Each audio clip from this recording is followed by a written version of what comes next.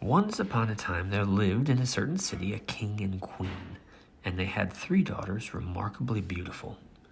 But though the 2 elder girls were as comely as you could have wished, yet it didn't strike you dumb with despair to have a look at them, while as for the youngest girl, all man's praising words were too poor to touch, let alone becomingly adorn. A beauty so glorious, so victorious.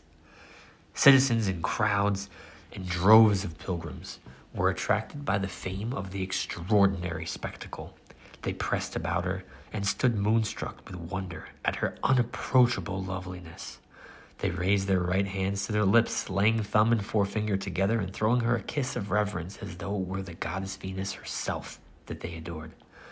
Already the word had gone abroad through the nearby cities and bordering countries that a goddess had been brought forth by the deep blue womb of ocean, and nourished by the froth of the curling waves, and that she now dwelt among mortals, allowing them to gaze promiscuously on her divinity, or that, at the very least, Venus had had a second birth, this time from earth, not water, a Venus endowed with the flower of virginity, and germinated from a distillation of the stars. Every day the tale drifted further.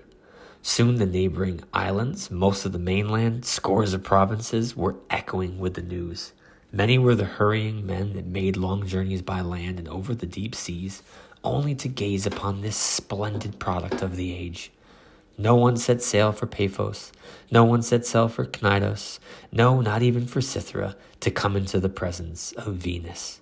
Her sacred rites were forgotten. Her shrines were falling into ruin. Her cushions were trampled on. Her ceremonies were neglected. Her images were ungarlanded, and the old ashes lay dirtying the desolate altar. A young girl had supplanted her, and the divinity of the mighty goddess was worshipped in the shrine of a human face. In her morning walks, the Virgin was propitiated by the victims and food offerings due to the missing Venus. When she strolled down the street, the people rushed out and presented her with votive tablets, or they strewed her way with flowers. This intemperate attribution of divine rights and qualities to a mortal girl deeply incensed the actual Venus. Transported with indignation and shaking her head in a towering rage, she uttered the following soliloquy. I, the primal mother of all living, I, the elemental source of energy, I, the fostering Venus of the girdled earth, I am degraded to sharing my empire and honor with a mere wench. My name, engraved on the heavens, is defiled by the excrement of earth.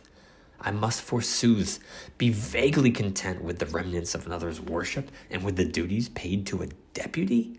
A girl that will one day die borrows the power of my name? It meant nothing then that shepherd Paris, whose good taste and integrity, love himself admitted, set me above the other great goddesses as the queen of beauty. But this giglot, whoever she may be, shall not smugly usurp my dignities. I shall take measures that she may soon be sorry for her charlatan charms. So anon she summoned her son, that winged lad, that naughty child who had been so spoiled that he despises all social restraint. Armed with flames and arrows, he flits in the night from house to house.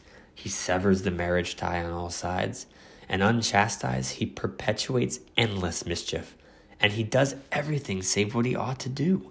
This lad, prone enough to harm on his own lewd initiative, Venus wedded on with her words.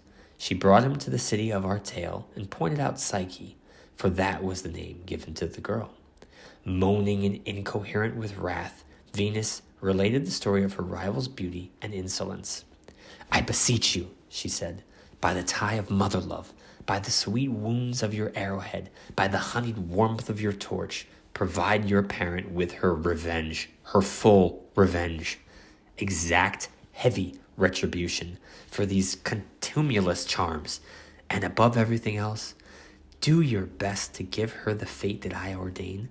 Let the virgin be gripped with the most passionate love for the basest of mankind, one that fortune has stripped of his rank and estate, and almost of his skin, one so vile that his wretchedness has no parallel anywhere.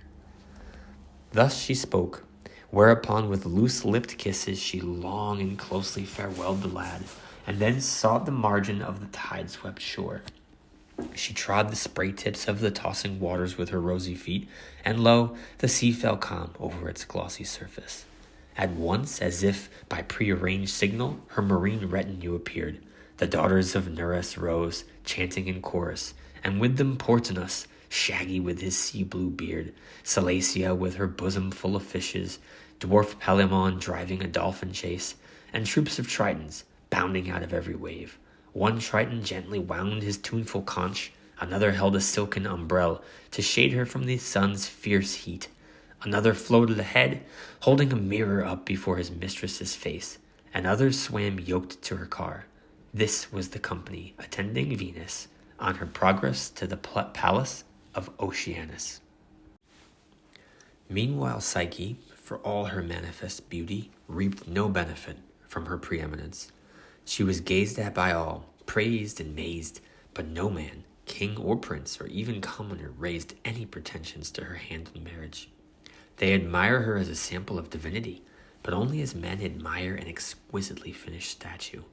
Long before, the two elder sisters, whose ordinary beauty had made no noise among distant populations, had been wooed by kings of good standing, and now they were happily married.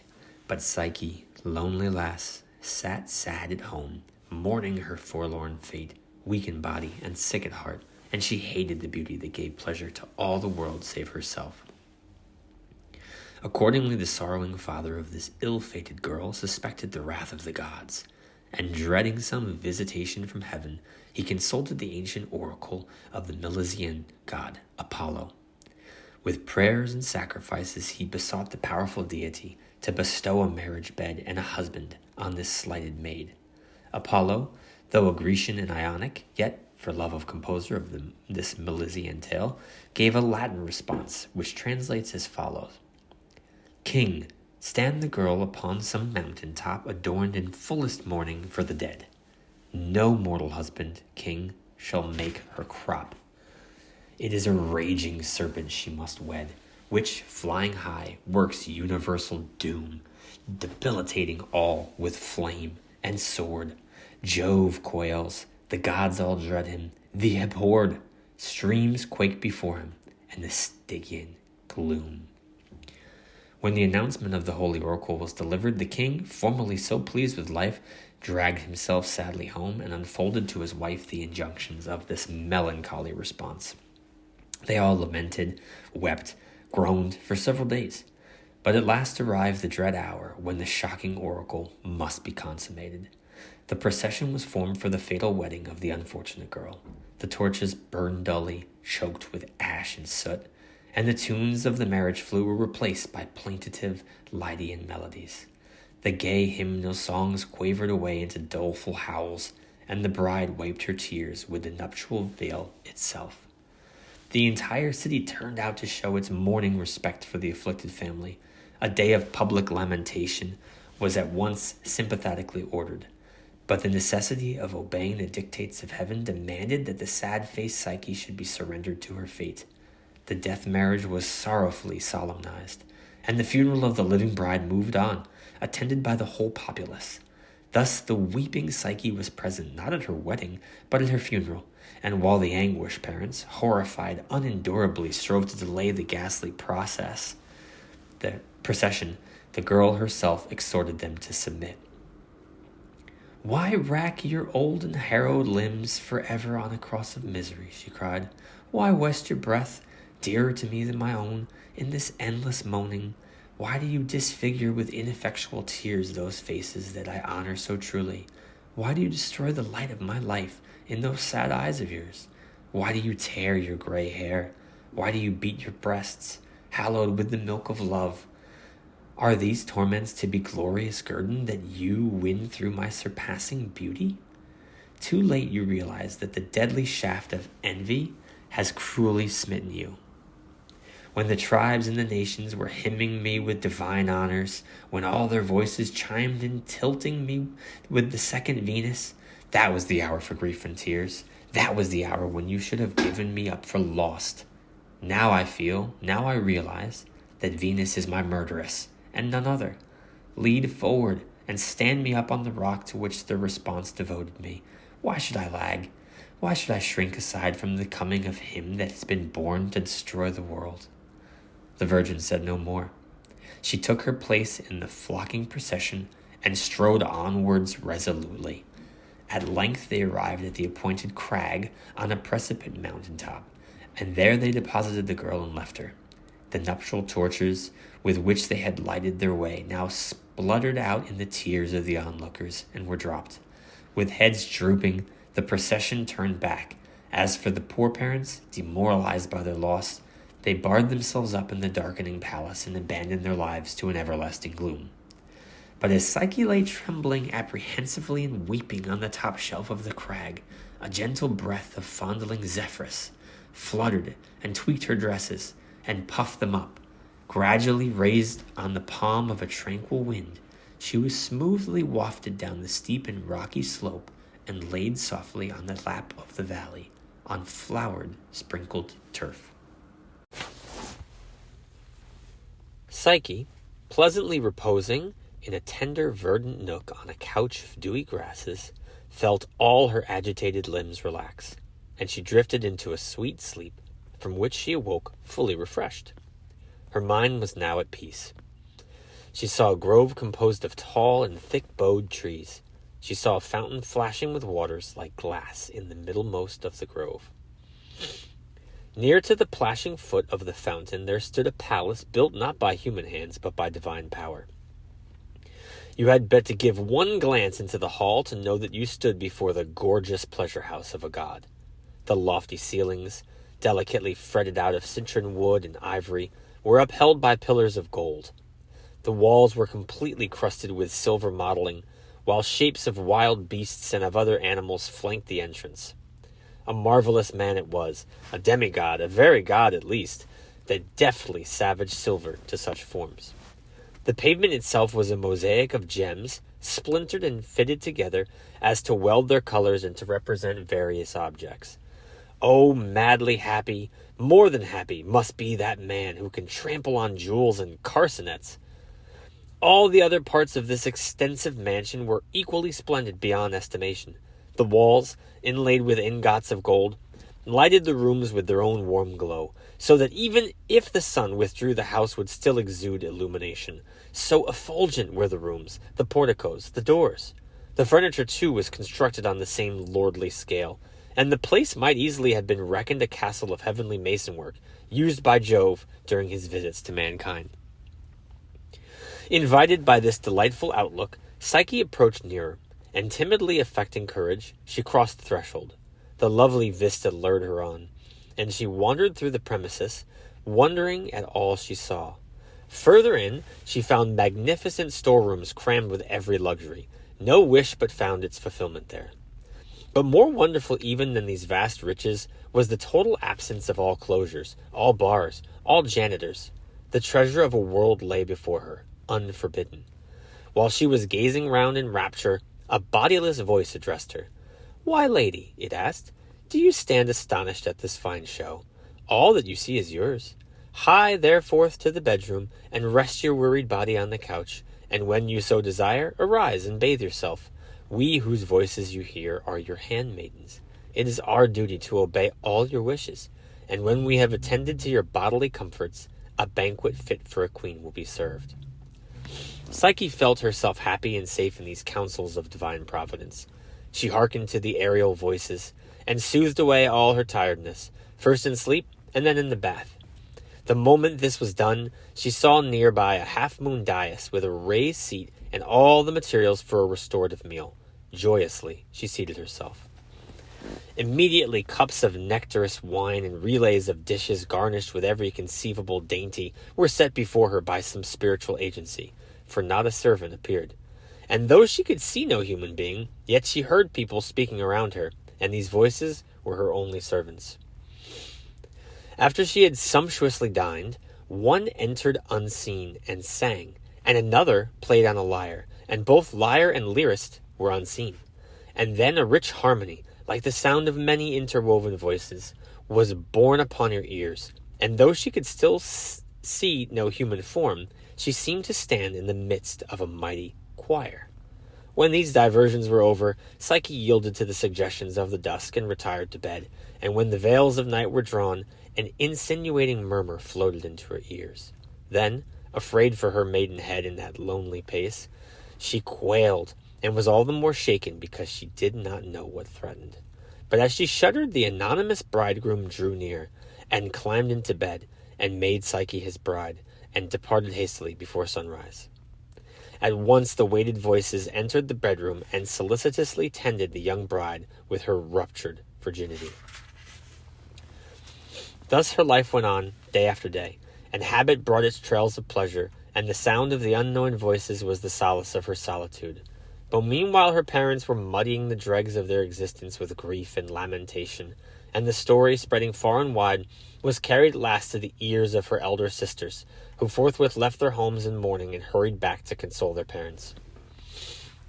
On the night of their arrival, Psyche's husband remarked, for she could feel and hear him, she could do all but see him, "Psyche, my precious, my darling wife, termagant fortune has an ugly trick ready for you, which needs, I think, the shrewdest counterblast on our part. Your sisters, dismayed by the report of your death, are endeavoring to trace you. They will climb up yonder crag. If then you should chance to hear their outcry, make no answer. Do not even look their way. If you act otherwise, you will bring on me a heavy misfortune, and on yourself utter destruction." Psyche promised, assuring him that she would be an obedient wife. But when he and the night drained away together, the poor girl spent the whole next day in weeping and moaning, exclaiming that she was now hopelessly lost.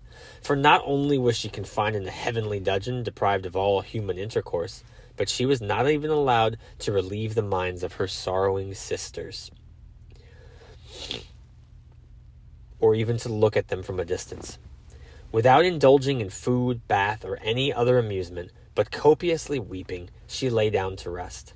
A little later, her husband, appearing at her side somewhat earlier than usual, embraced her as she wept, and thus expostulated. "O Psyche, my love, is this what you promised me?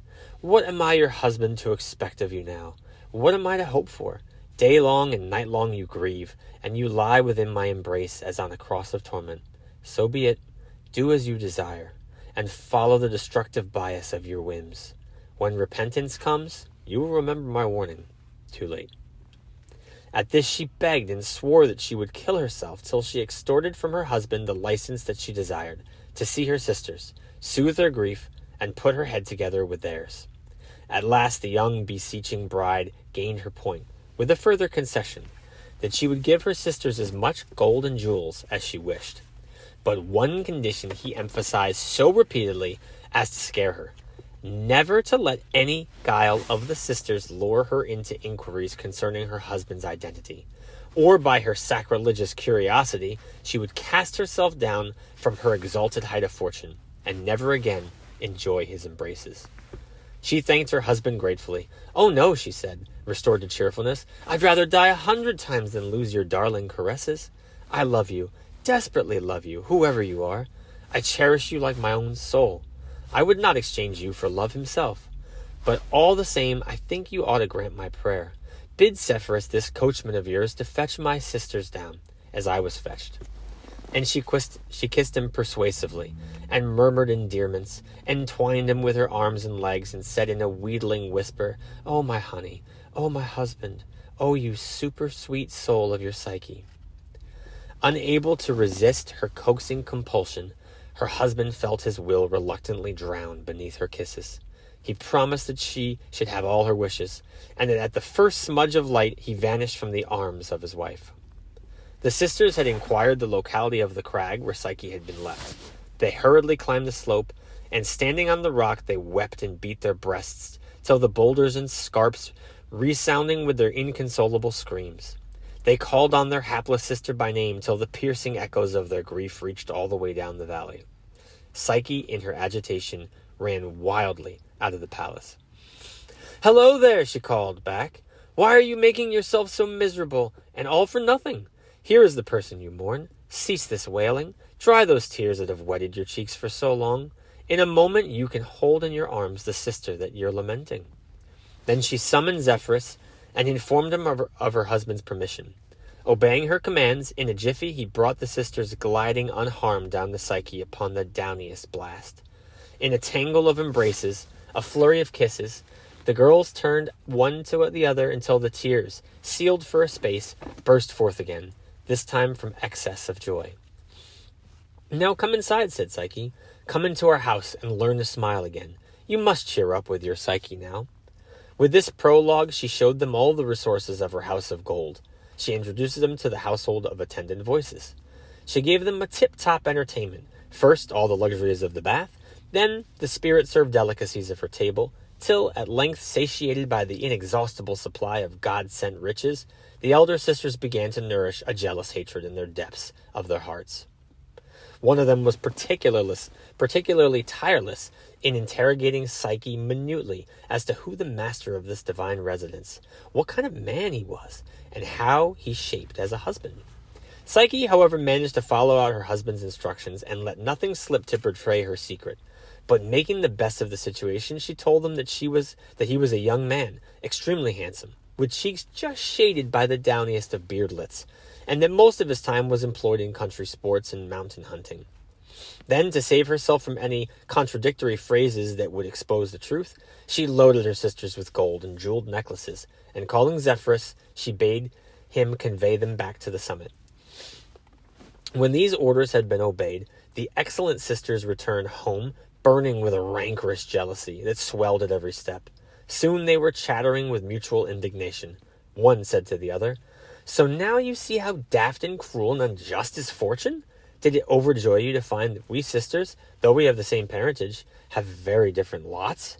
Here are we, the elders of birth, delivered as bondmaids to foreign husbands, packed far away from homeland and parents, like exiles.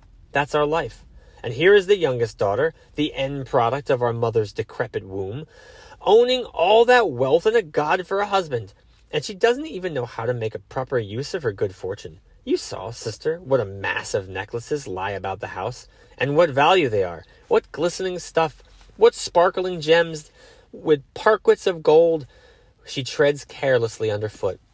If in addition to this she has the fine-looking husband that she describes, then there is no woman happier in the whole world. Perhaps when he is in the clutch of long habit and the ties of their affection are strengthened, this god of a husband will make her a goddess too. By Hercules, that's what he's done. That's the explanation of her airs and graces. Think of her. Think of her condescending pride. The woman breathes the goddess already. She with her attendant voices and her ladyship over the very winds. But I, poor nothing, am fettered to a husband older than my father, a man who is balder than a pumpkin, and as passionate as a peace god. A man, to make matters worse, locks and bars up the whole house, the suspicious fool. And I, answered the other, I have to lie down tamely under a husband who's tortured and twisted with gout, and who consequently cultivates my Venus plot very sparsely. I spend most of the time in chafing his crippled chalky fingers and scalding my dainty white hands with stinking fomentations, filthy napkins, and horrid poultices. My role is not wife but nurse of all works. You, sister, seem to tolerate your position with quite a deal of patience, I might say, low-spiritedness, for I believe in saying what I think. For my part, I won't endure for another moment the good fortune that has dropped into the lap of one who doesn't deserve it. Recollect also how overbearingly, how sneeringly she behaved toward us, and how her puffed-up attitude peeped out of every boast that she couldn't control as she showed us round, and how she bundled on us against her will a few oddments of her huge wealth, and how then, bored with our company, she gave orders for us to be swept up and blurted and whizzed away. I'm not a woman. I can't squeeze out another breath unless I bring down this fine erection of her fortunes. And if these insults rankle you too, as they certainly ought, then let us concert some workable plan. First of all, let us agree not to show these things we're carrying on to anyone, not even our parents. In short, we must not admit that we know she's alive and well. It is quite enough to have had that vexation of seeing what we have seen, without scattering abroad the news of her glory among the family and the whole city. For there's no glory when nobody knows how rich she is. We'll teach her that we're not her slaves, but her elder sisters. So for the present, let's return to our husbands and our poor mediocre houses. And then after thoroughly digesting the situation, let's return equipped to lessen her pride. The two wicked sisters agreed on this wicked plan. They hid all the priceless gifts. They disheveled their hair. They beat their faces, which deserved the blows. They redoubled their feigned lamentations. Then, having depressed their parents and reopened the sores of the old people's grief, they set off for their homes to finalize the schemes of harming, or rather murdering, their innocent sister. Meanwhile, Psyche's unknown husband once more warned her during his bedtime colloquies. Do you see what great danger threatens you? On the horizon, fortune launches the storm cloud. Unless you take the most active measures, it will soon be thundering upon you. These vicious wolf bitches are straining every sinew to catch you in an impious snare. Their aim is to persuade you to look upon my face, which, as I have admonished you, if you once see, you will never see again. If then these blood-sucking harlots return daggered with their venomous thoughts, for they will return, I know, hold no communication with them. If you find that beyond you, through your natural candor and your gentle inexperience, at least hear no inquiries that they make about your husband, and answer nothing. For before long our family is to be increased, and you, child as you are, yet bear a child in your womb. If you keep your peace concerning our secret, that child will be divine. If you profane our secret, it will be mortal. Psyche glowed with happiness at the news. She abandoned herself to the comforting hope of divine offspring. She foretasted joyfully the glory of this future pledge and the dignity of a mother's name. She counted the marching days, the lapsed months, and in her novitiate of gestation she wondered how her precious womb could swell so richly from so tiny a prickling. But those pestilent and repulsive furies, breathing their viperous virulence and hurrying with damned zeal, set out once more, and once more Psyche was warned by her fleeting husband. The day of judgment comes, the awful danger, the malices of your sex, your own blood and hatred have risen against you. Camp is struck, the battle line is drawn up, the charge is sounded. Your wicked sisters have unsheathed the sword, the blade is at your throat. Alas, my sweetheart Psyche, what agonies hem us in. Have mercy on yourself and on me, and by your inviolable silence, save your home, your husband, yourself, and our baby from the dreadful ruin that menaces us. Refuse to see or hear these vile women who cannot claim the name of sister after this murderous hate, this severance of all the ties of blood. Leave them to stand like sirens on that crag, making the rocks re-echo with their ominous voices. Psyche replied with hesitant tears and sobs. Already I should have considered I have provided you with clear proof that I was trustworthy and able to control my tongue, and you will be just as pleased at the firmness of mind that I'll show now. All you have to do is tell Zephyrus to obey orders as before.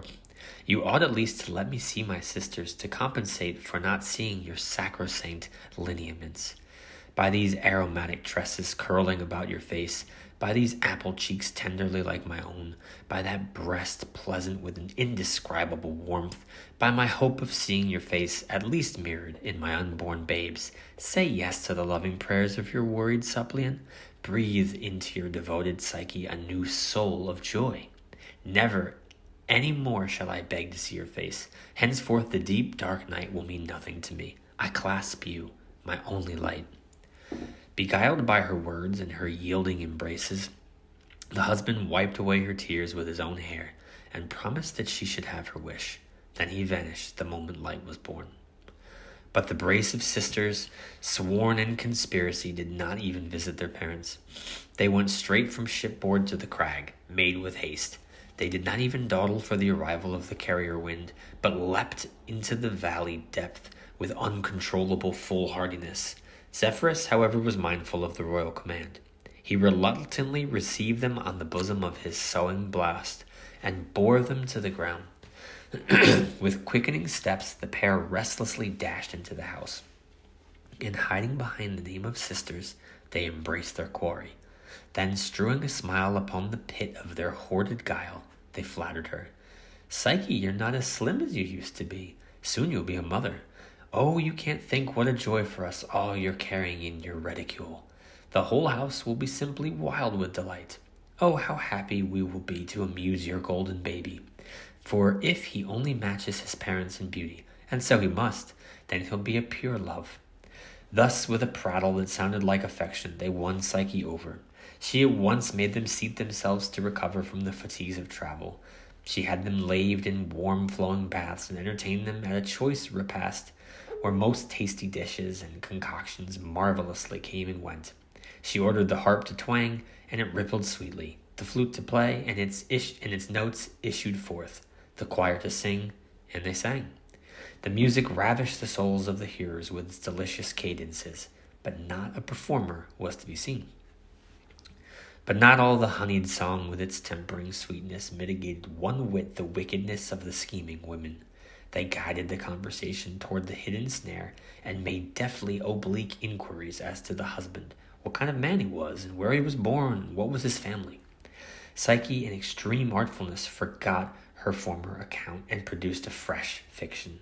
She said that her husband was a merchant from the adjoining province, a man of tremendous wealth, now middle-aged with a sprinkle of gray in his hair. Then again she abruptly changed the subject, loaded her sisters with presents, and sent them back on their wind carriage. But while they were returning home, borne aloft on the tranquil breath of Zephyrus, they conferred as follows. What are we to say, sister, of the lurid lies of that idiot? One moment her husband is a young fellow that trims a beard of the softest down. The next moment he's a middle-aged man with hair showing silvery. Who can this be that in so brief a space suddenly becomes changed into an old man? There's only one explanation, my sister, and that is that this worthless woman is telling us a string of lies, or that she doesn't know herself what her husband looks like. But whichever supposition is true, she must as soon as possible have all these riches whipped away from her. And yet if she has never seen his face, it must be a god that she has married, and a god that she is bearing us under her belt. If that's so, and if she does become the mother of a divine babe, which, heaven forbid, I'll string myself up on the spot in a noose. Therefore, let us go meanwhile to see our parents and develop some scheme on the lines we have laid down in our discussion. Thus inflamed, the sisters made a disdainful call on their parents, and tossed feverishly awake all night. Then, desperate in the morning, they rushed back to the crag, and by the usual vehicle of wind descended in frenzy. They squeezed out some tears from under their lids, and guilefully said to Psyche, Here you sit smiling when it's only blissful ignorance that stops you from seeing the terrible danger you're in. But we, who watch over your affairs so vigorously, are nailed on a cross of painful apprehension.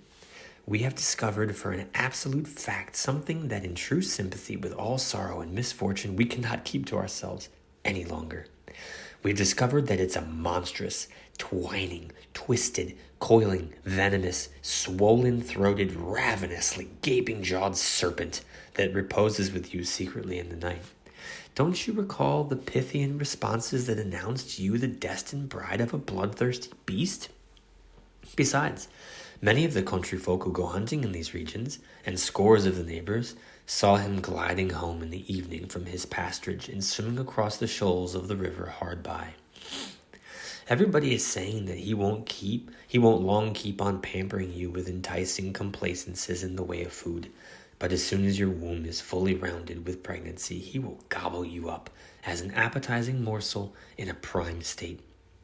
So it's up to you to decide whether you want to listen to us, your sisters, who are thinking only of your best advantages, whether you want to escape death and to come to live with us, safe from all attacks, or whether you want to be engulfed in the bowels of a cruel beast. But if you're so keen on your rural solitude full of nothing but voices, so attached to the filthy and dangerous embraces of clandestine lust and the caresses of a poisonous serpent, at least we have discharged our duty like loving sisters. Psyche, poor girl, so sincere herself and so tender-hearted, was stiff with horror at this dreadful disclosure. Whirled out of all of her senses, she took no heed of her husband's admonitions and of her own promises. She felt herself swept before an avalanche of anguish. Trembling, with all the blood shocked out of her face, She managed at last in a strangled voice to falter out a few words. "Oh, my dearest sisters, you're still as loving as ever. You've acted as you ought, as your sisterly duty dictated. I'm sure that all you've been told seems to be genuine, for I've never seen my husband's face, and I don't know where he comes from. I only hear him whispering at night. I have to accept a husband of unknown standing, a shape that flees the light. So I agree that you must have hit the truth. He is some monster. He spends his time in frightening me from looking at him, and in threatening me with some great evil for being curious about his face. So if you can bring a ray of hope to your poor misguided sister, don't lose a moment, for if you neglect that, you'll undo all the good which your care has done me so far."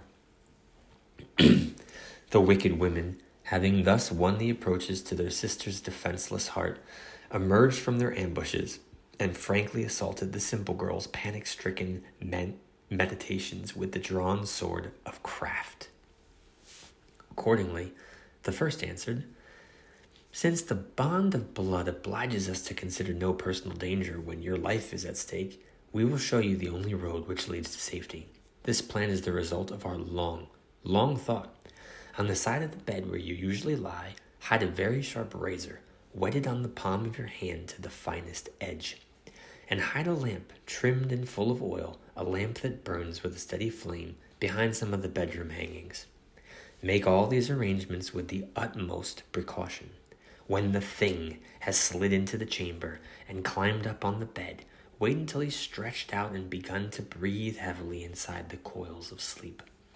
Then slip out of the sheets and tiptoe on bare feet slowly along the floor. Rescue the lamp from its shroud, and by the light's direction find the moment for this glorious deed. Boldly lift up your right hand, slash the blade down with all your strength, and sever the head of the baneful serpent at the nape of the neck. And don't think we'll be far. We shall be anxiously standing by for the signal that your safety is secured. Then together we'll remove all this property, and we'll soon see you married to a human being like yourself."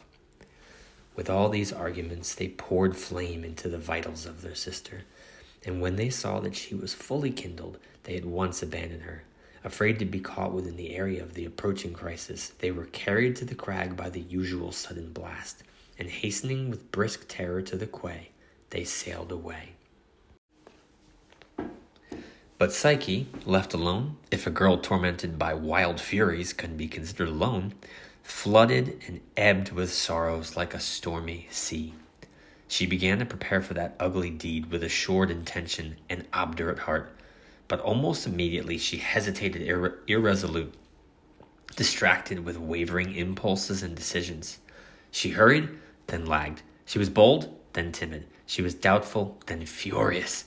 And strangest of all, in the same person she hated the beast but loved the bridegroom. Yet as evening drew on the night, she made a last demented effort and prepared the scene for her wicked deed. Night came, and her husband came, and after some amorous skirmishes, he fell into a heavy sleep. Then, drooping in body and mind, yet fed with unusual strength by the cruelty of fate, she brought forth the lamp and seized the knife, boldly shedding her sex. But as soon as she raised the lamp and unbared the mystery of her bed, she saw the sweetest and gentlest of all wild creatures, Cupid himself, a beautiful god, beautifully lying on the couch. At sight of him the flame burned cheerfully higher, and the razor dulled its sacrilegious edge. But as for Psyche, she was terrified at the sight. She lost all self-control, and swooning, pallid, trembling, she dropped on her knees and sought to hide the knife deep in her own bosom. And so she would have done, had it not been that the blade, shrinking from such an atrocity, fell to the floor out of her heedless hands. And then, for all her faintness and fear, she felt her flagging spirits revived as she gazed at the beauty of the god's face. She saw the gay love locks of his golden head, drenched with ambrosia, the curls gracefully drifting over his milky breast and ruddy cheeks, some in front and some behind, while the very lamp flame guttered before the flashing splendor. On the shoulders of the flying god there bloomed dewy plumes of gleaming whiteness, and though the wings themselves were laid at rest, yet the tender down that fringed the feathers frisked in a continuous running flutter. The rest of his body was so smoothly, warmly rounded that Venus could look on it and feel no pang at having borne such a child. At the foot of the couch lay his bow, his quiver, and his arrows, the gracious weapons of the mighty god.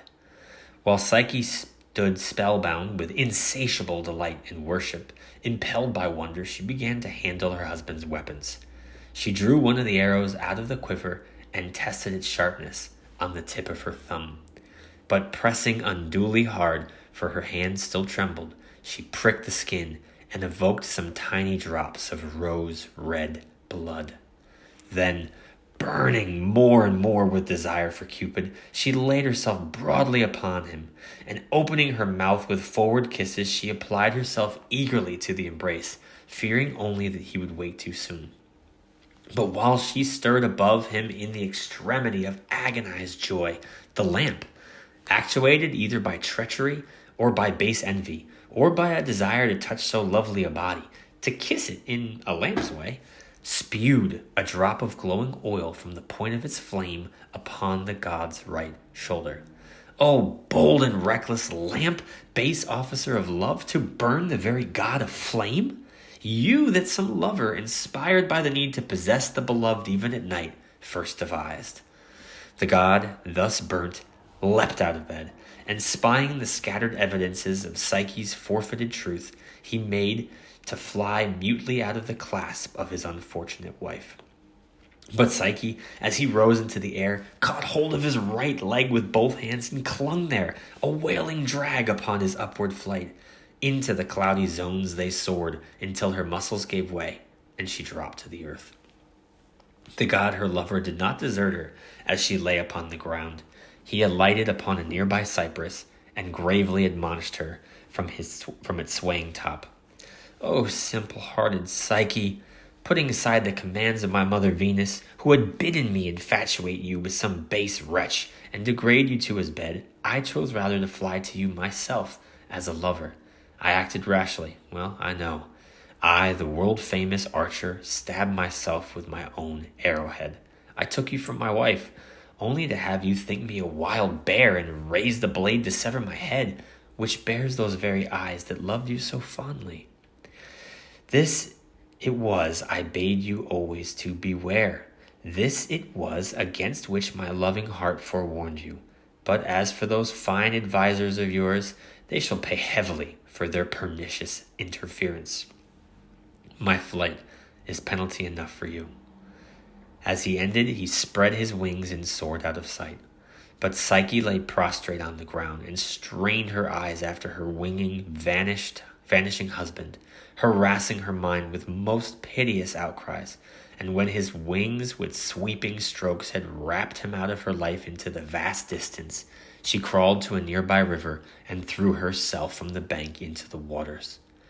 But the gentle stream, in horror and in reverent fear of the god who can heat even the dank water deeps, took Psyche on the soft curl of a wave and laid her safely on the thick green turf of the bank. It chanced that at this moment Pan, the country god, was seated on the river lip, embracing Echo, goddess of the mountainside. He was teaching her to sing all kinds of tunes. Nearby she-goats gamboled along the winding pasture of the banks, cropping the weedy tresses of the river. The goat-foot god, aware of Psyche's sad fate, compassionately called the sick and stricken girl to his side and comforted her with friendly words. Pretty maiden, I'm a country fellow, a shepherd, but my mind is stored with much odd knowledge as the result of long experience. If I may hazard a guess, which among wise men goes by the title of a divination, I judge by these halting and stumbling steps, and by the extreme paleness of your face, and by the incessant sighs you heave, and by the sad look in your eyes, that you are madly in love. Hearken then to me. Seek no longer to lose your life by dashing yourself to pieces or by any other such recourse of despair. Lay grief aside.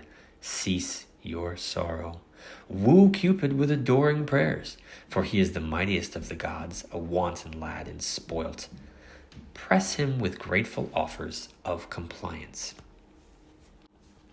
Thus spoke the shepherd god, and Psyche, making no reply beyond an obeisance to his divinity, wandered on. And when she had dragged herself a little further, she came at the dusk of day by some unmapped bypath to the gates of the very city over which the husband of one of her sisters was king. Discovering this, Psyche asked that her sister should be informed who had arrived. She was then quickly ushered in, and after an exchange of embraces and compliments, the sister inquired the causes of her visit. Psyche answered, "I suppose you remember the advice you gave when you persuaded me that it was a beast lying with me under pretense of marriage, and that I ought to kill him with a sharp blade before he gulped poor me down into his greedy maw. Well, I followed out your suggestions until I got as far as holding up the lamp over his face to assist me. But what I saw was the most wonderful heavenly sight, the very son of goddess Venus, Cupid himself, I tell you, stretched in quiet sleep. I was wonderstruck before such a happiness and distraught with my excess of joy, and while I stood there not knowing what to do in my glory, by my cruel bad luck a burning drop of oil spirted out of the lamp onto his shoulder. He was startled out of his sleep by the pain and opened his eyes to find me armed with flame and steel. In punishment for your shocking conduct, he said, get out of my bed immediately. Take away all your belongings and I'll marry your sister instead. And then he mentioned you by name. I'll marry her straight away with full marriage ceremony. And then he told Zephyrus to puff me away past the precincts of the palace. No sooner had Psyche finished speaking than the other, pricked on by ravening, rash lust and rankling jealousy, rushed out to tell her husband a story fabricated on the spur of the moment, something about a rumor of her parents' death, and then taking ship she proceeded with all speed to the crag, as of old. Although the wind was blowing from the wrong quarter, yet in her flustering hope she screamed, "Receive me, Cupid, a wife that's worthy of you, and you, Zephyrus, buoy me up your mistress." Then she leapt out into the air and fell headlong. And not even as a corpse was she able to find the landing that she desired, for her limbs were torn to pieces by the jutting rocks, and strewn down the face of the cliff, as she deserved, and her entrails provided nourishment for the birds and beasts that layered in the cliff, and thus she perished. Nor was the punishment for the other sister long in fulfillment, for Psyche's wandering trail led her to another city, where that other sister dwelt. Psyche gave her the same misunderstanding, and that woman, lured by the hope of supplanting her sister, dashed off to the crag and fell into the same death.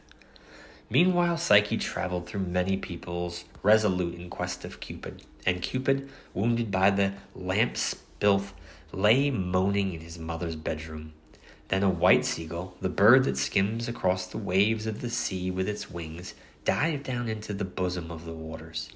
There, accosting Venus as she washed and swam, the bird informed her that her son was confined to bed, complaining of a severe burn, that his cure was doubted, and that gossip and insult of all kinds were being bandied about among mankind, involving the reputation of the whole Venus family.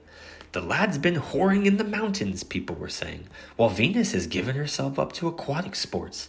And in consequence, there is no joy, no grace, no elegance anywhere, nothing but the rude, the rustic, and the uncouth. No marriage bond, no social intercourse, no love of children, nothing but an utter lack of order and an unpleasant horror of anything so low as nuptials." Thus did the meddlesome chatterbox of a bird whisper into the ear of Venus, tearing Cupid's reputation to tatters. And Venus, in a pet, instantly exclaimed, "So this fine son of mine has already set up a mistress, has he? Come now, you're the only true loving servant I have. What is the name of this wench that seduced my ingenious-hearted son, who's not yet in man's clothes? Is she one of the tribe of nymphs, or of the company of the hours, or of the choir of the muses, or of my own train of graces?" The garrulous bird needed no second bidding. "I don't know, mistress," he said. "I'm not sure. I think the girl that he's so badly smitten with is named, let me see, if my memory doesn't deceive me, her name's Psyche." "Psyche?" Venus cried in a fury of indignation. Surely he hasn't picked out Psyche, the pretender to my throne of beauty, the rival of my renown? And, insult added to that injury, he has taken me as a bawd, for it was my finger that pointed the way to the trollop. With this complaint she rose up out of the sea and hurried to her golden chamber, where she found her sick son, just as she had been told. Before she was through the door, she began yelling at him. Fine goings-on, so perfectly in accord with our position in the scheme of things and your good name. First of all, you trample on the express orders of your mother, your queen, I should say. Next, you refuse to stretch my enemy on the cross of dirty embraces. More, at your age, you, a mere boy, entangle yourself in a low, lewd schoolboy affair just to annoy me with a woman I hate for daughter-in-law?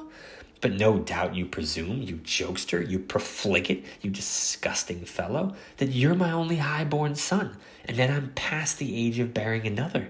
Well, I wish you to know that I do intend to have one at once, a far better son than you've ever been. No, to make you feel your disgrace more keenly, I'll adopt one of the sons of my slave girls, and I'll hand him your wings, and flame, and bow, and arrows, and every bit of your equipment, which you know I didn't give you to use like this, for there's not a single strap of it that was supplied at your father's expense. But from earliest childhood, you've been naughtily inclined. You have ungovernable hands, and often have so far lacked respect for your elders as to beat them.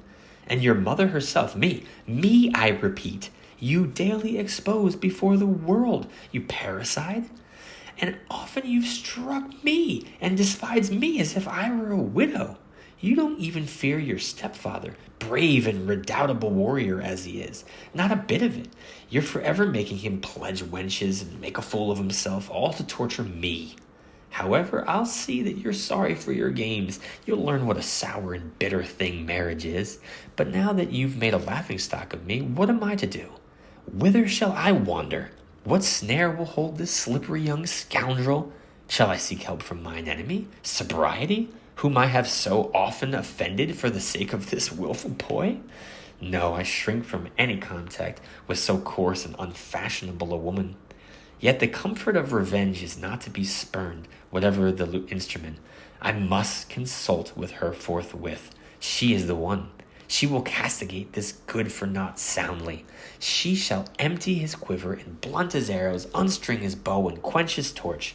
She will purge his body with the strongest medicines, and I shall believe that I have atonement for my injury when I have shorn those golden locks which my hands have so often dressed, when I have clipped those wings which I have dyed in my bosom's fount of nectar. With these words she flung herself in a rage out of the room, peevish with true venereal bile. But she had hardly left ere she met Ceres and Juno, who, perceiving her flushed countenance, asked why she spoiled the charm of her sparkling eyes with such a sullen frown. "Glad we've met," replied Venus. "I want you to help me to carry into action the purpose of my outraged breast. Make inquiry, I beg, with all your resources, for that runagate vagabond, Psyche, for the notorious scandal about my family must be known to you, as well as the villainy of the son that I disown." The two goddesses, aware of all that had happened, did their best to soften the anger of Venus. "What is there so terrible," they asked, "in your son's conduct that you should combat his pleasures so obstinately and be so eager to destroy the girl he loves? Is it really such a crime to flash a smile at a pretty girl? Haven't you noticed that he's a male, and a young man at that? At least you must know how many years old he is, or does he bear his years so charmingly that you want to think of him as a child forever?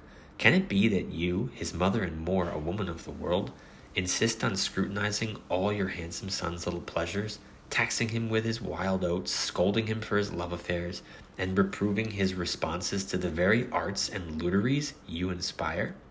What god, what man, who will not revolt when he finds that you, who scatter the seeds of desire on every side, would repress the loves of your own household and close the door of the workshop where female frailties are compounded? Thus did they, through fear of his arrows, espouse the cause of absentee Cupid, and graciously stand bail for him. But Venus, indignant that her injuries should be treated with levity, turned her back and in all haste set off again toward the open sea. Meanwhile, Psyche was wandering to and fro day and night, searching restlessly for the track of her husband, all the more eager because though she had provoked his wrath, and though he might still be unrelenting before the blandishments of a wife, yet he might be won by her offer to be his slave. At length she saw a temple on the summit of a tall mountain. "How do I know," she cried, "that this may not be the mansion of my lord?" Straightway she began to climb the steep slopes up, which despite all her tiredness she struggled strenuously, goaded by hope and dedicated love. Under this stimulation she reached the lofty ridges and at last entered the divine residence. There she saw blades of wheat, some sheaved, others twisted into garlands, and she saw ears of barley. And there were scythes and all the apparatus of harvest work, lying haphazardly about as when they had been dropped from the lax hands of reapers in the sweltering heat. Psyche set to work sorting out and ordering all these objects in their proper places, for she reflected that it was wrong of her to show lack of reverence for the shrine and ceremonies of any god, and that the best course lay in courting the benevolent compassion of them all. While she was diligently engaged in those chores, she attracted the notice of Ceres, Lady of Bounty, who called out from far away, "O Psyche, sad one, are you there? Venus wanders in bitter quest over all the world, seeking fiercely for your trail. Her heart cries out for dreadful vengeance. She is gathering together all her divine energies to surround you with terror. Can you then pause to take my affairs under your wing, or to consider anything but your own safety?" Psyche cast herself before the goddess, wetting the holy feet with tears and sweeping the ground with her tresses. Amid a thicket of supplications, she asked for the favor of Ceres. "By your right hand of plenty, I implore you, by your joyous ceremonies of harvest, by your mystery enclosed in osier baskets, by the winged gig of your familiar dragons, by the furrows of the Sicilian glebe, the rape of the chariot, the earth that yields not up its own, the descent into the night of the nuptials of Proserpine, and the ascent into the light of the maiden's restoration, by all the other symbols which the sanctuaries of Eleusis and Attica preserves and silences. Stand by your suppliant Psyche in the hour of her deep need. Permit me, at least for a few days, to shelter myself among the layers of wheat until the passage of time mitigates the raging rancor of the mighty goddess, or until an interval of rest refreshes the body that daily stress has now exhausted." "Your tears and prayers," answered Ceres, "move me to pity, and I wish to succor you. But I cannot afford to put myself into the bad grace of a person so near akin, to whom I am bound by a long-standing treaty, and who is, moreover, a very worthy lady.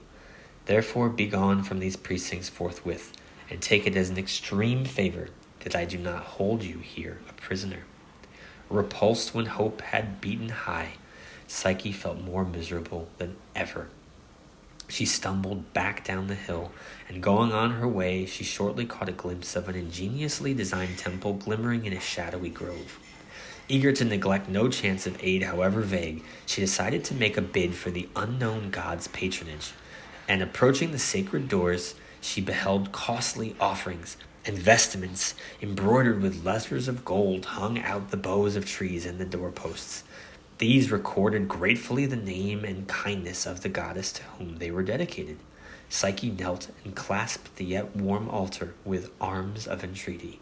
Brushing away her tears, she besought the goddess, "Sister and wife of potent Jove, whether you linger in the ancient shrine of Samos, which exults in your birth, your baby cries, your sucking days, or whether you are standing in the happy abode of lofty Carthage, where you are worshipped as a virgin driving through the heavens in a lion chariot, or whether you're ruling over the renowned walls of the Argives beside the bank of Inachus, where you are glorified as the bride of the Thunderer and queen of the gods, you whom all the East venerates as Zygia, and whom the whole West calls out as Lucina, be you Juno the Savior, and save me, hard beset.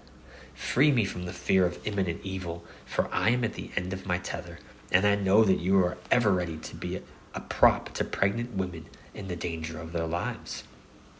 As Psyche kneeled in prayer, Juno appeared before her in all the queenly dignity of her godhead.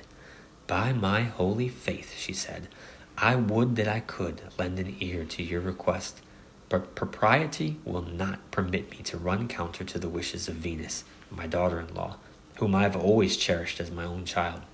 Besides, I must not forget the laws which forbid the entertainment of fugitive slaves against the inclination of their owners."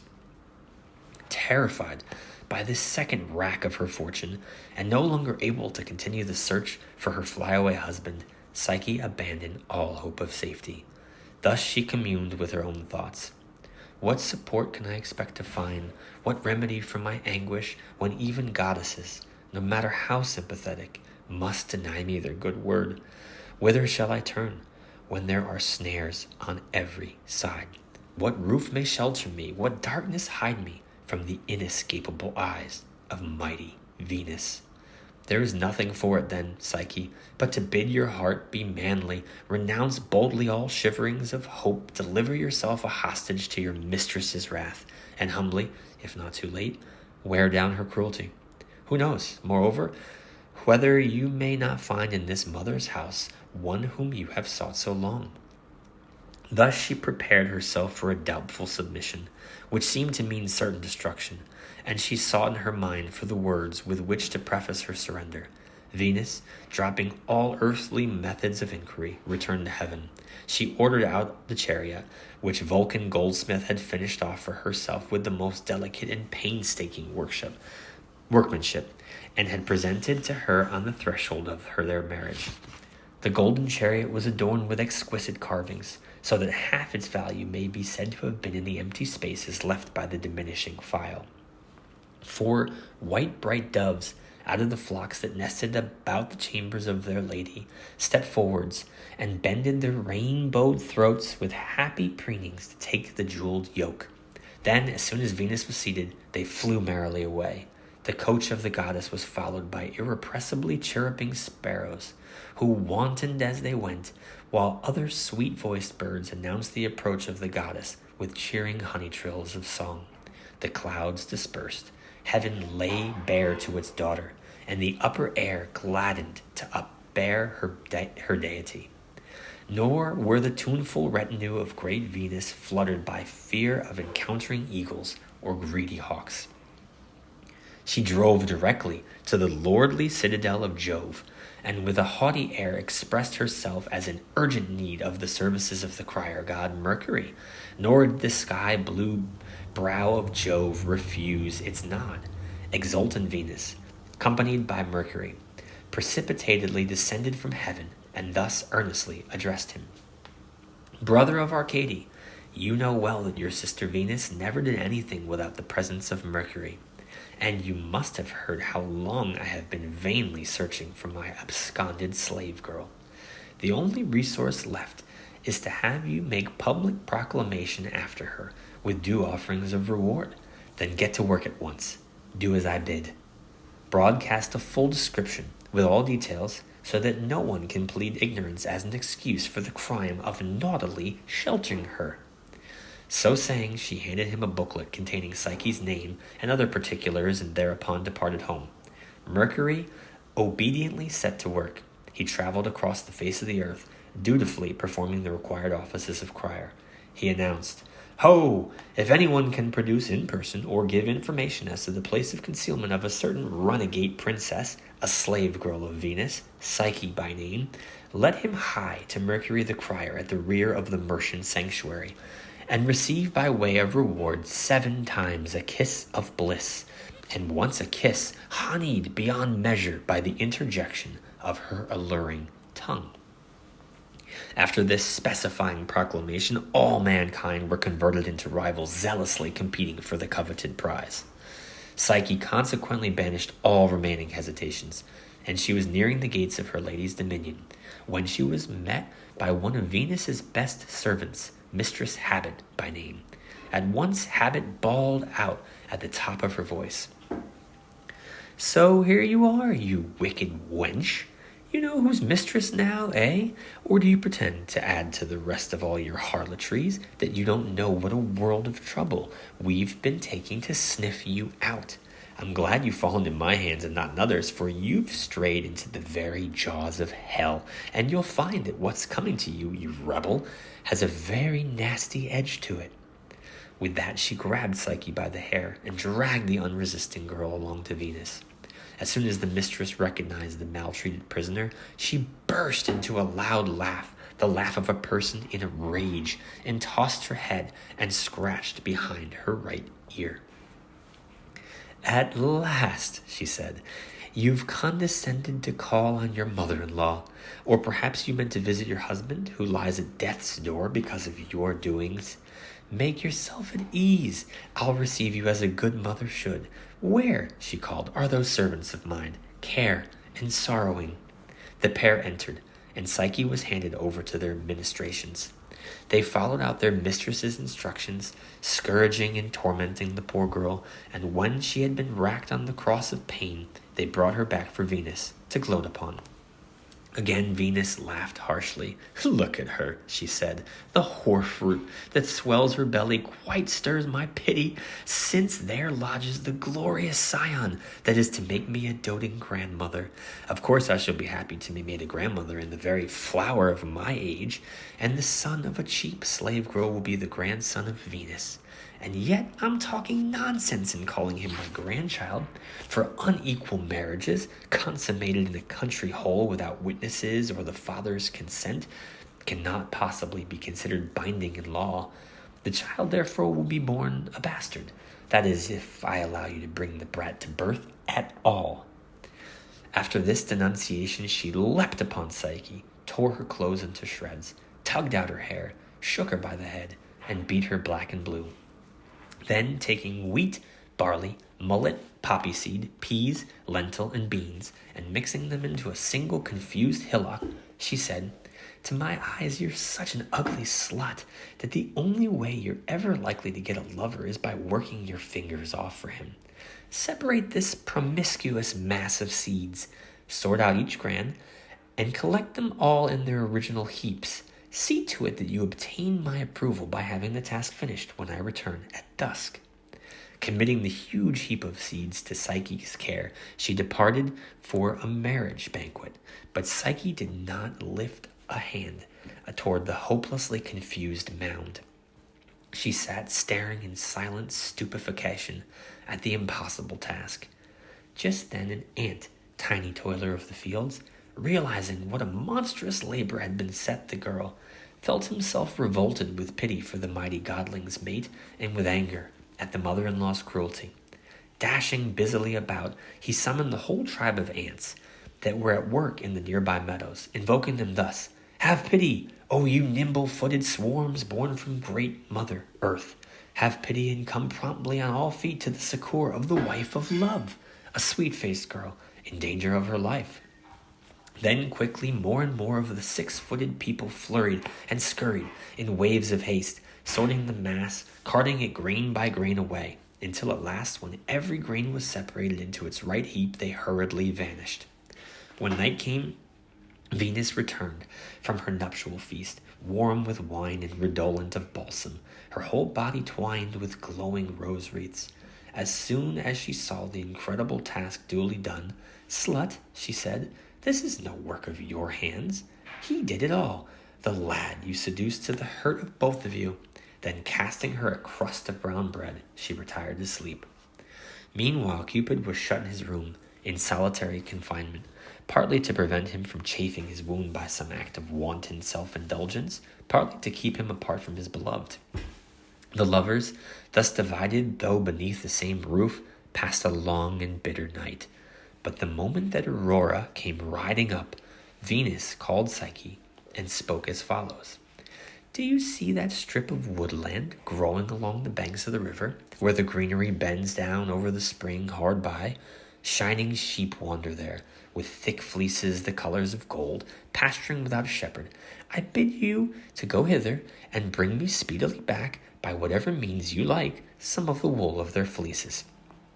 Psyche went out willingly, not to perform the set task, but to find release from her miseries by jumping off a rock into the river. But when she came to the river, a green-growing reed, foster nurse of flowing music, divinely inspired by a soft breath of articulate sweetness, thus murmured a prophecy. Poor Psyche, so tired, so sorrowful, pollute not my holy waters with your lamentable death, nor seek yet to approach the dangerous wild sheep that fill these banks with terror. While burning in the rays of the sun, they burrow his heat, they range in formidable frenzy, and with buddings of their sharpened horns and rock-like heads, or as oft happens, with their poisonous bites, they worry men to death. Then wait till the sun of noon has slackened the reins of his heat, till the spirit of the river breathes out a lulling influence, and beasts sleep. Lie hidden meanwhile under the shade of that lofty plane tree which drinks from the same breast of waters as myself. As soon as the sheep have ceased from wandering in madness and lie down to rest, then shake the branches of this neighboring tree, and you will find the woolly gold is sticking richly to the lower twigs. Thus the single-hearted reed humanely showed the wretched Psyche how to save her life. Psyche carefully went ahead with the instructions, and found that they paid her well. The theft was easy, and she returned to Venus with a bosom full of the downy, burning gold. But even then, after the success of this perilous second task, she was unable to earn her mistress's regard. Smiling bitterly with knitted brows, Venus said to her, "I am not deceived. This deed is also bastardly mothered. Next time I shall test you properly, to see if you really imbued with such resolution my stout heart, and with such singular providence. Do you see the top of yonder high and precipitous mountain? From that crest there gush the dusky waters of a black spring head, which are dammed up in the valley below, and thence they seep through to the Stygian marshes, and feed the hoarse torrent of Cocytus. Out of the depths of that loftily bubbling spring, fetch me this phial full of icy water."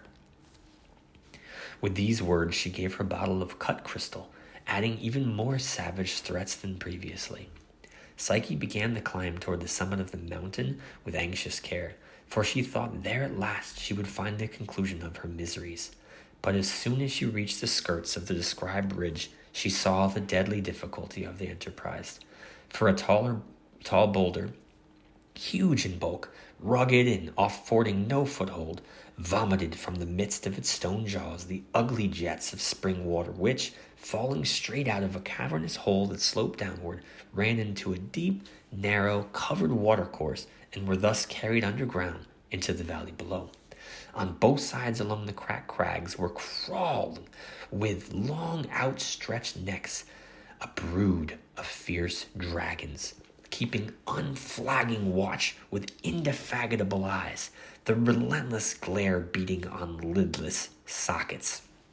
And the voices of the water muttered unceasingly to themselves as they foamed onward, "Hurry away, beware, come not nigh.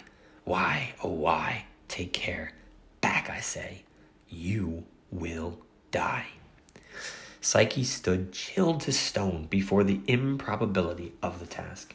Her body stayed there upright, but all her faculties departed and left her so empty of will, so crushed under the sense of doom, that she was deprived even of the power to weep, that last solace of the despairing. But the agony of the innocent soul is apparent to the mastering eyes of Providence. For the royal bird of high Jove, swooping eagle, suddenly appeared, coming with widespread wings, mindful of his ancient obligations to Cupid, by whose agency he had wrapped up the Phrygian lad to be Jove's cupbearer. Therefore, bringing timely aid, the eagle transferred his allegiance to the perplexed wife of the god, and left the trails of Jove high in the heavens. Flapping about the girl's face, he thus addressed her. "Ah, simple one, unlearned in the world's ways, how can you hope ever to dip a finger or snatch one drop of this holy and no less murdering stream? Have you ever heard that these Stygian waters are dreaded by all the gods, including Jove himself, and that as you mortals swear by the power of the gods, so the gods swear by the majesty of sticks? But give me that phial." Without another word, he tore the bottle from her and gripped it in his claws. Then he soared up with wide, strong, sweeping wing strokes, dodging the rows of ravenous teeth and the three-forked jetting tongues of the dragons. He steered his veering course to left and right until he reached the crest and filled the phial from the quarreling waters that told him to be gone or it would be the worse for him. But he pretended that Venus herself had dispatched him for the drop, and by this stratagem he managed to approach near enough for success. Psyche joyously received the full bottle and returned quickly to Venus, but even now she could not appease the wrath of the offended goddess, for menacing her with heavier and more vicious shames, the latter finally said with an implacable smile, "You seem to me a witch as subtly witted as you are black-hearted, or how did you dispose so nimbly of my commands? But there's one task more, my puppet. Take this box," she went on, handing it over, "and go instantly to the depths of hell and the ghastly home of death. Then present the box to Proserpine and say, 'Venus's compliments, and would you please send back a scrap of your beauty, at least enough to eke out a winter's day, for Venus regrets that through her devotion to her son's sickbed she has wasted and fretted all her own. But don't linger on the way, for I must prink myself with this borrowed beauty before I go to the theater of the gods.'" Now Psyche saw that she was trembling on the brink, and that she was frankly designated for immediate destruction. For Venus had dropped her mask and bidden the girl take herself off on a message to Tartarus in the shades. So she thought that the quickest way to obey would be to go to the top of a high tower and jump, for this seemed to her the straight road down, the easiest road by far to hell. But when she got there, the tower suddenly spoke to her. "Why, poor girl," it said, "do you seek death by dashing yourself to pieces? Why do you thoughtlessly collapse under the final danger that you are called on to face? Once your spirit is driven out of your body, you'll be packed off to the depth of Tartarus quick enough, but you won't be able to return on any pretext. Hearken to me. Lacedaemon, a noble city of Achaia, is not far hence. Seek out Taenarus, which is hidden deviously nearby. There you will find the ventilation hole of hell, and through the yawning door leads down an untrodden track. Cross that threshold and hold on straight along that passage, and you will come to the kingdom of death. But beware of pressing forward unprovisioned into those caverns of darkness. You must take in each hand a sop of barley bread soaked in honey wine, and in your mouth 2 bits of money. When you have traveled a fair part of your hellish journey, you will encounter a lame ass laden with wood, and an ass driver lame as well. The man will ask you to pick up some of the chips that have dropped out of the load. Do not stop, do not answer, pass quickly. Then go directly on till you come to the dead river, where Charon, after extorting his due price, ferries the incoming traffic across to the farther shore in his patched skiff. Greed, you see, flourishes among the dead. Neither Charon nor the great god Dis, his father, does anything unfeed. The poor man on his deathbed must not forget his viaticum, and if he should have no money in his fists, men refuse to let him breathe his last. Therefore, to this foul old man, give one of the coins you carry for your fare, but make him take it out with his own fingers from your mouth. While you are crossing the unrippled stream, a dead man floating on the surface will raise his rotted hands and beg you to lift him into the boat. Resist the impulse of unlawful pity, I warn you. When you have crossed the river and gone a little further inland, you will see some old women at work weaving, and they will beg you to lend a hand, but it would be wrong for you to meddle. All these efforts to delay you are traps set by Venus, and there'll be others as well to trick you into mislaying one of the sops. But you must realize that such a loss would be irreparable, for without a second barley cake you would be cut off forever from the light. A colossal dog, sprouting 3 large, fiercely ravening heads, snaps and barks thunderously at the dead, whom he may scare but cannot injure. Unwearyingly before the threshold and dark palace of Proserpine he stands, guard of the Plutonian void. Appease this dog with one of your sops, and pass safely on. Then you will find yourself in the very presence of Proserpine, who will receive you with all kindly courtesy. She will bid you seat yourself on cushions and eat of a luxurious meal, but you must sit on the ground and ask for a scrap of brown bread. Then explain your message, and after taking what she gives you, return, diverting the fanged dog with the remaining sop. Give the greedy ferryman the other coin that you have reserved. He will row you back, and you can retrace your steps till you come to the choir of the stars of heaven. But I give you one especially strong warning. Do not open or peep into the box you carry, and repress all curiosity as to the imprisoned treasure of divine beauty. Thus that discerning tower offered Psyche its vaticinatory services. Psyche went straight away to Taenarus, correctly equipping herself with coins and sops, and ran down the infernal passage. She passed the stumbling ass without a word, paid the river fare to the ferryman, ignored the prayers of the buoyant corpse, scorned the deceitful request of the spinster, bribed the raging dog with the sop of bread, and entered the mansion of Proserpine. She refused the seat of ease and the morsel of luxury. Sitting humbly at the queen's feet and gnawing only a slice of wholemeal bread, she performed the embassy of Venus. The box was at once secretly filled, closed, and handed to her. She then cheated with the second sop the howling dog, paid the sculler with the other coin, and emerged from hell, brimming over with new life. She gazed once more upon the sun and worshipped the tide of light. Then, despite her anxiety to complete her errand, she felt a rash curiosity mount to her head. "Here now," she murmured, "what a foolish carrier of divine beauty am I, who do not cull the tiniest little smudge for myself, so that I may please my beautiful lover." With this intention, she opened the box, but it held no recipe of beauty. In it lurked sleep of the innermost darkness, the night of Styx, which freed from its cell rushed upon her and penetrated her whole body with a heavy cloud of unconsciousness and enfolded her where she lay. For she collapsed doubled up on the ground, and there she lay without the slightest stir, a corpse, asleep. But Cupid's wound had now healed into a scar, and he himself could not bear his long separation from Psyche. So he slipped out through the high window of his chamber where he was enclosed. His wings, strengthened by their rest, bore him even swifter than before as he hastened to find his Psyche. Delicately purging her of the sleep, which he put back in its original layer of the box, he roused Psyche with a charming prick of his arrow. "Look now," he said, "again you've ruined yourself, unhappy one, by your uncontrollable curiosity. Now go ahead and complete the business with which my mother entrusted you.